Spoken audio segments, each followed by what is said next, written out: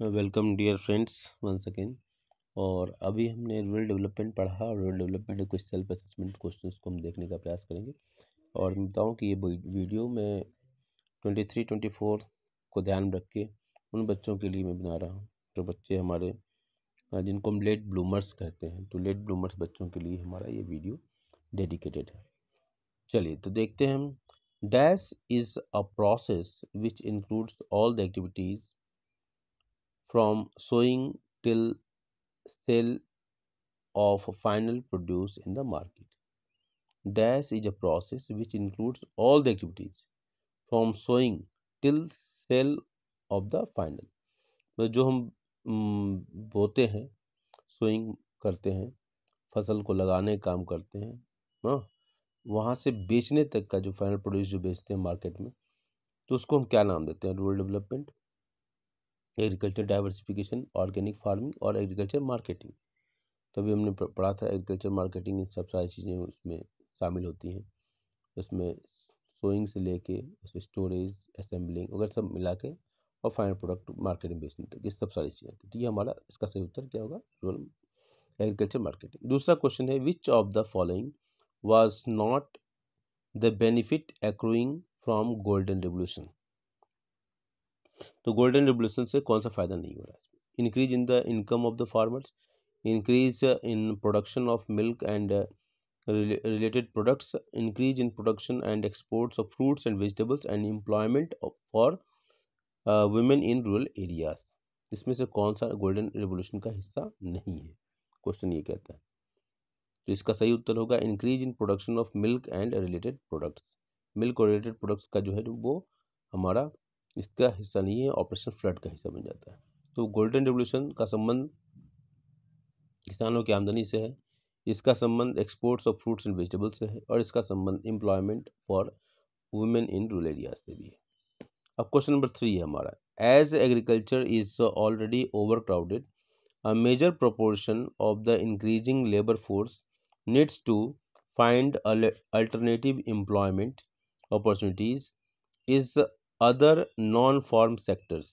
Non-farm economy has several segments in it.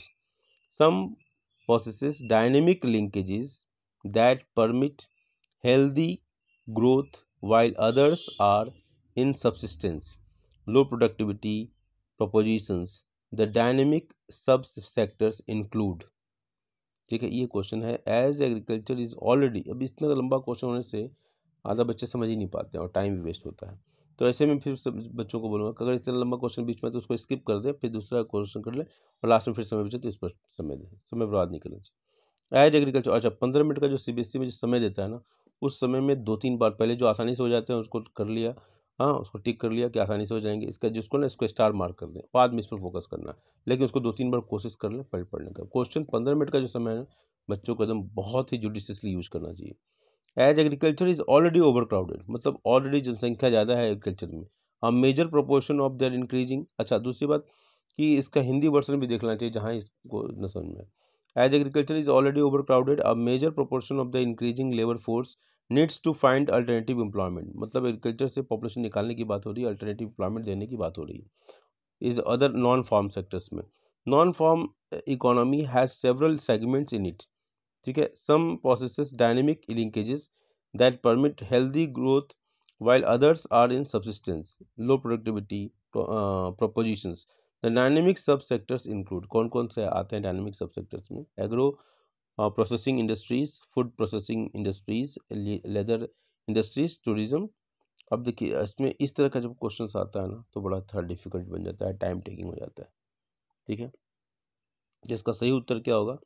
इसका सही उत्तर होगा एग्रो प्रोसेसिंग इंडस्ट्रीज। ये ठीक है, डायनेमिक इंडस्ट्रीज का हिस्सा है, क्योंकि जो एग्रीकल्चर पर आधारित जो इंडस्ट्रीज है उसको तो उसमें काफ़ी एम्प्लॉयमेंट संभावना है। फूड प्रोसेसिंग इंडस्ट्रीज ये तो बूमिंग ही हो जाता है। लेदर इंडस्ट्रीज, इसमें भी टूरिज्म, लेदर इंडस्ट्री, टूरिज्म, तो इन सब तीनों में ही हमारा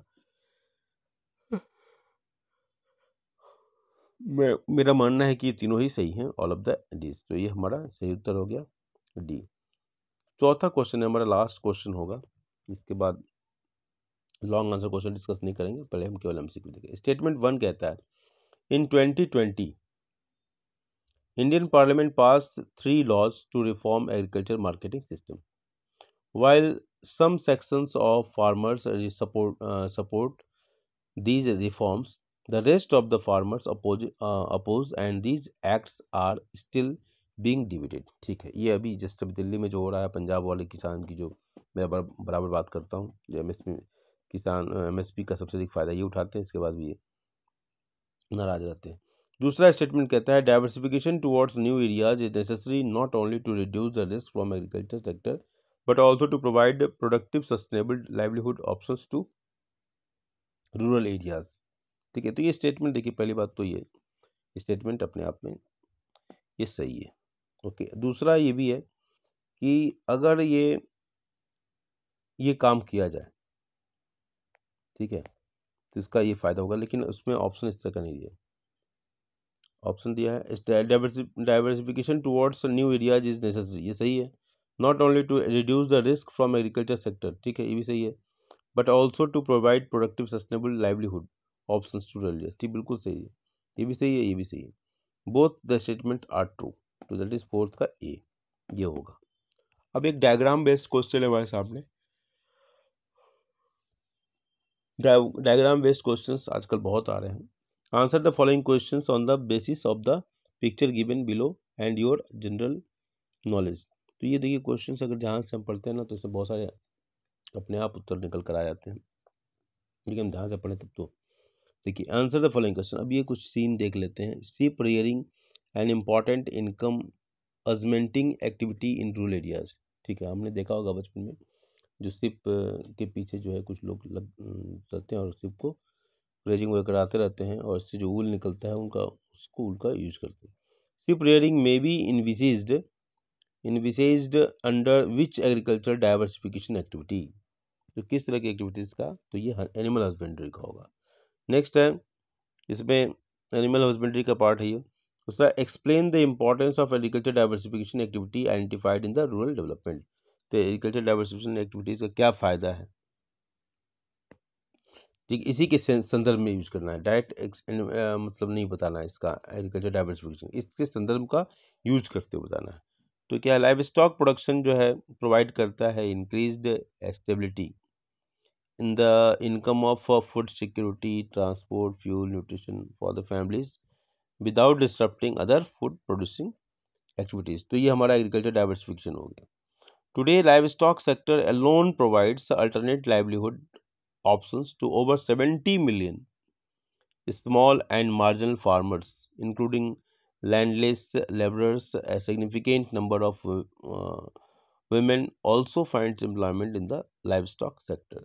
तो लाइवस्टॉक सेक्टर से जुड़ा हुआ है, उसके आधार पर हमने इसकी बात की। तो इस तरीके से क्वेश्चन बनता है। एक छोटा सा सेल्फ असेसमेंट टेस्ट था। I hope you like it. Thank you.